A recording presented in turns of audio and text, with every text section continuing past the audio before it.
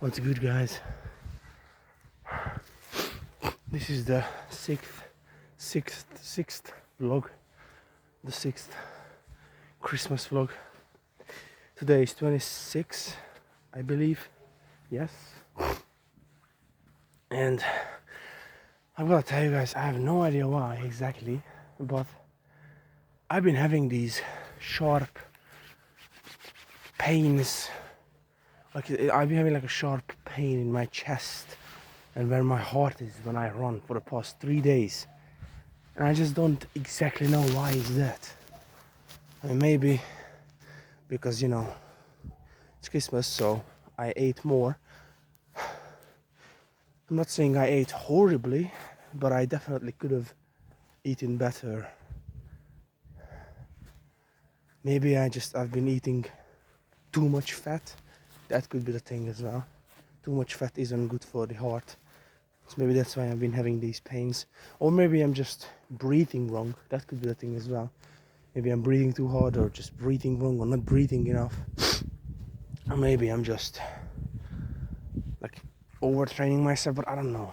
I mean I don't run a lot, but maybe because I'm still overweight.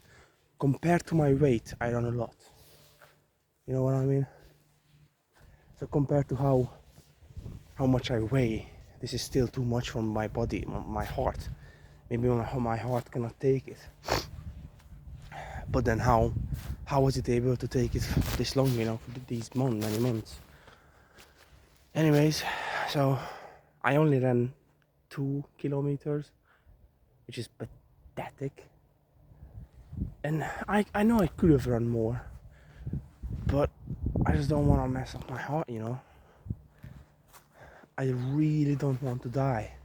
I do not want to die, especially not this young and not from training.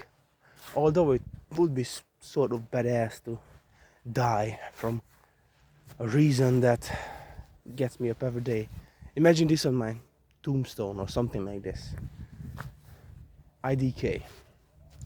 He lived and died chasing his only dream, to be someone better.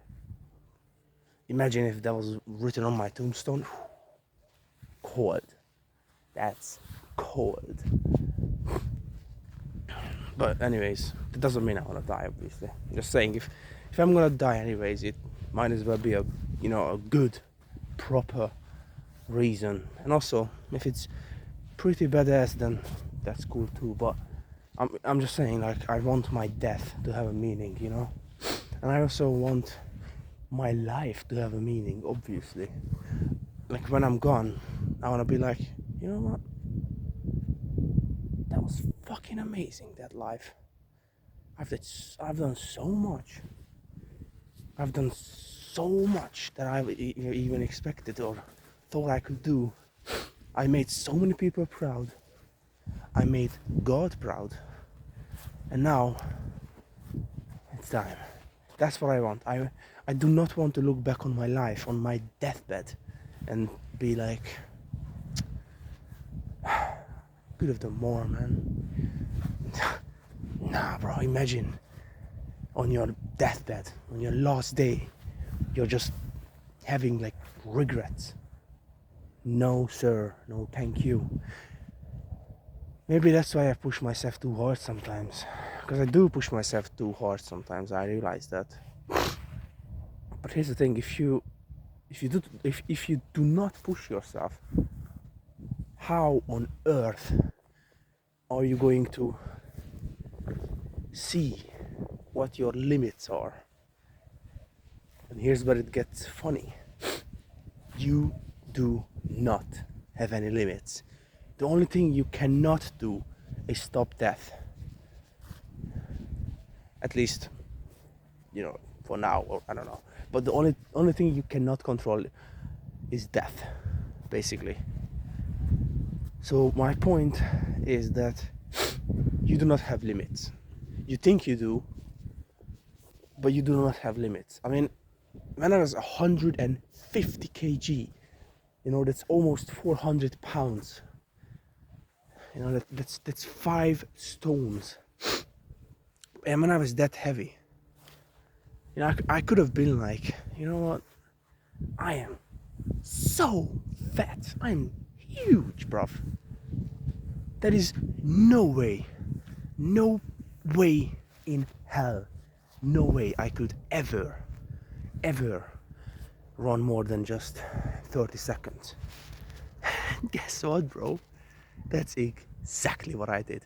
I did exactly what you might think is impossible for you at the time. And you know how I did it? This is the part where it just gives me chills sometimes. I got out here, I grabbed my balls, and I literally just pushed. And now, saying that, I realize that sounds very weird. But what I'm saying is, I got out here every single damn day, and I literally, after a 10,000 step walk, that took me about an hour or an hour and a half. After that, immediately after that, I started running, and I ran another 10,000 steps, and I literally did that for 3 weeks. And on the very first day, I got seriously injured. And even with that excruciating pain in both my legs, I just kept going. And here's the crazy thing, I genuinely don't think I would be here right now in my running journey, I mean, if I didn't keep pushing. Like, if I just took a few days off after every day, like literally, like I said, on the first day I already got injured, and then obviously with each day it got worse and worse, and by day 9 maybe I was crying from the pain. And I'm someone who never cries from pain, never.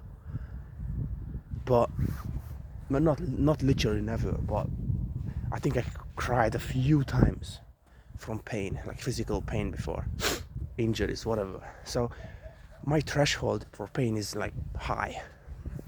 And what I'm saying is, if I didn't continue to push myself when it hurt the most, I would most definitely would not be here right now in my running journey. Because then I wouldn't have pushed myself to, do more and all that.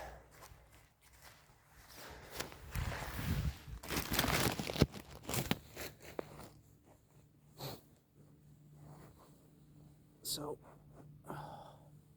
what I'm basically saying is, even if I don't know, I don't know how I'm gonna say this, but you just need to keep going, and that's it. Because I could have so easily just gave up, then and there. I could have just been like, nah, man, this is painful, and trust me, it was painful. I woke up with the pain. I went to bed with the pain. I worked on it for the entire day with the pain. Even when I was just sitting, it hurt. Even when I was laying in bed, it hurt. I had to start taking, I didn't have to, but I started taking one of the strongest painful medication. One of the strongest.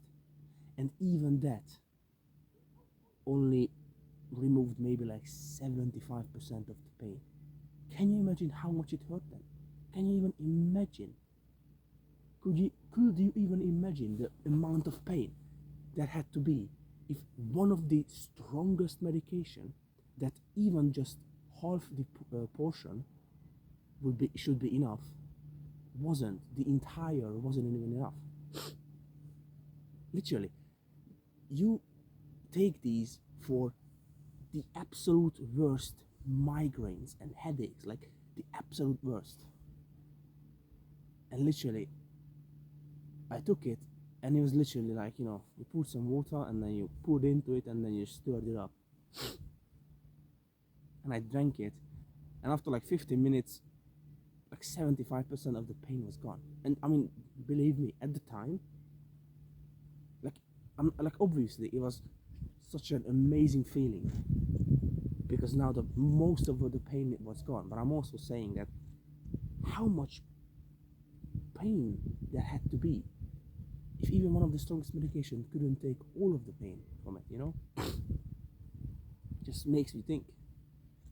And my point from all this, if I just stopped then and there, even if I somehow would have been here, it would have taken a lot longer.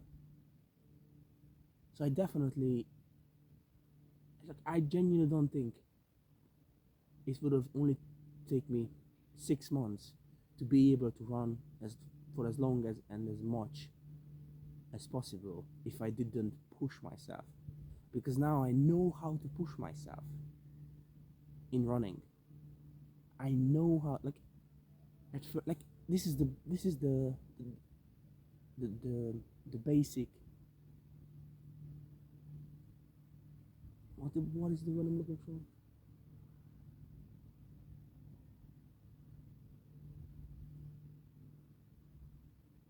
Damn.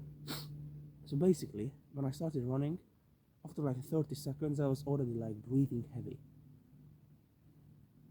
And what's funny is even now, after like 60 seconds, I'm already breathing heavy. But now I'm able to control it a lot better.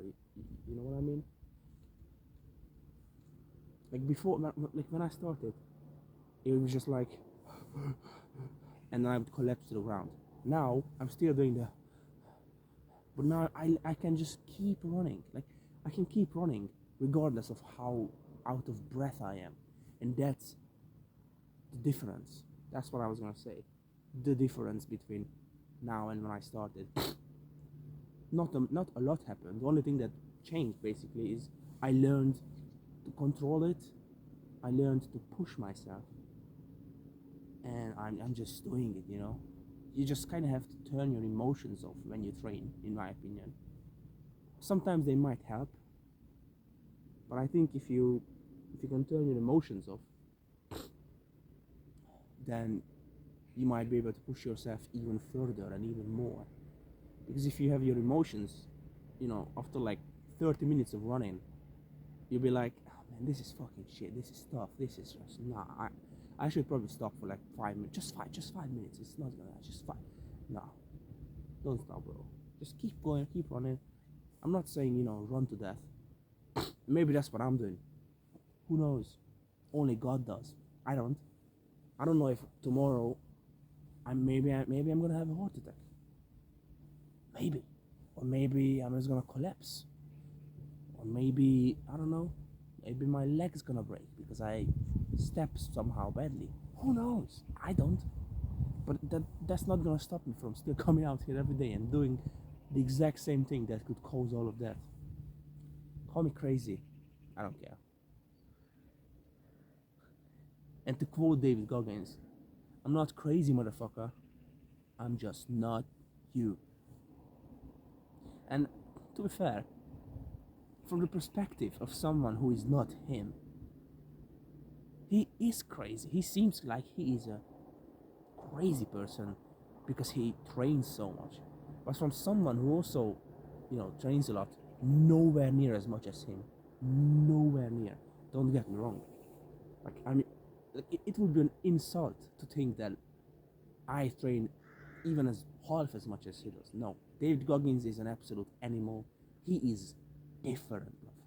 And so from a normal person's perspective who maybe trains once a week or doesn't even train at all, you know, to them, he's crazy, bruv. Of course he's crazy. To them, you know, from their perspective. Because for David Goggins, that's his new normal. Not new, but that's his normal. You know, he's used to it. And that's the beautiful thing. You can get used to anything as long as there's a routine, you know. But you can get used to anything. You can get used to running in the rain. You can get used to running in 40 degrees Celsius, summer bossing out, you know, sweating all over. You can get used to running in minus 10 degrees Celsius. You could get used to doing 3,000 push-ups a day. You could, if you did it long enough. And if you had enough discipline, most people don't even have enough discipline to do 50 fucking push-ups, let alone 3,000. Imagine how long that would take you. Even if you do 1,000 push-ups in an hour, which I don't know how on earth would someone do 1,000 push-ups. Actually, that's not. If you did 100 push-ups, damn, you would have to do 100 push-ups like every 5 minutes or so. I was gonna say 10 minutes, but then I did the math. That would be 100 minutes. That would be that would be 1.5 hours and an extra 10 minutes. So yeah, you would have to do a lot of push-ups. Yeah, 100 at least every 5 minutes. Meaning, even if you're in a very good shape, after 1,000 of that, you're gonna be tired out. Oh man. Today's vlog is gonna be probably the weirdest. I don't even know, it's gonna be very short as well, compared to the previous ones. I mean, to be fair, yesterday it doesn't even have any views, yesterday's vlog. Actually, the day before. Because, yeah. I'm also, well, sorry and not sorry. I don't believe in apologizing. Because if you did something you feel the need to apologize for, you shouldn't have done that very thing in the first place, you know? But then again, you know, it can also come down to religion, because God tells you to forgive everyone. You know, God tells you to forgive your enemies, to love your enemies, regardless how they treated you.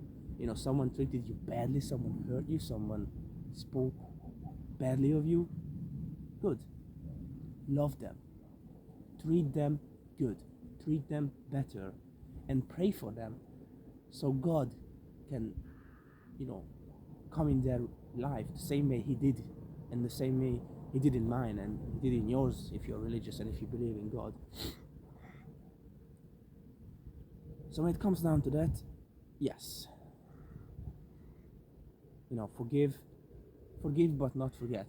I think I'm pretty sure that's also in the Bible. But I don't want to be, I'm not 100% sure, so don't quote me on that. I either read that in the Bible or heard it, or I just heard it from someone saying it. So I'm not 100% sure. I'm like maybe 70% sure it was in the Bible, which is not 100, so I cannot be completely sure, so do not quote me on that. But forgive, but don't forget. So forgive the people that hurt you, but do not forget what they did to you. And to me, that means forgive them, so don't be angry at them, don't have any bad feelings towards them, but also don't allow them back in your life, because then most likely they're gonna do the same thing again. I read this as well in a video, or like someone said it, I don't know. It was something like, reading the same book twice might be fun, but it does not change the end. Damn. When I saw that, it just made me think, you know. Made me think of so many things. Let's say you have a girlfriend, you know, or boyfriend, but since I'm a guy, obviously I'm gonna have a girlfriend. That's obvious. So I'm just saying, like, let's say I'm gonna have a girlfriend and she's amazing, you know, we're having a great time, and I start to fall in love with her, and then eventually maybe she's gonna start treating me bad, maybe she's gonna start treating me like a piece of crap, you know, and we break up, and you know, I'm like, should I try this again? Should I go and try to make this happen again? And like I said, it might be fun, but it does not change the end, because most likely the same thing is gonna happen. Because if she did that in the first place, what makes you think she's not gonna do it in the second, or, you know, the third, or whatever? And I'm not saying it's impossible. Like, I'm not saying if you broke up with someone, I'm not saying it's impossible to, make that relationship work again. But I also think that you might not be able to make it work forever, and not even forever, let alone forever, for a long time, because I just don't see it happening. I just cannot see that happening. If someone hurt you once, why wouldn't they hurt you twice? And I also think, Andrew Tate said this actually, nobody's gonna hurt you like on a serious level just by accident. Like, they planned it, or even if they didn't plan it, they had their reasons for it. But yeah, it is what it is.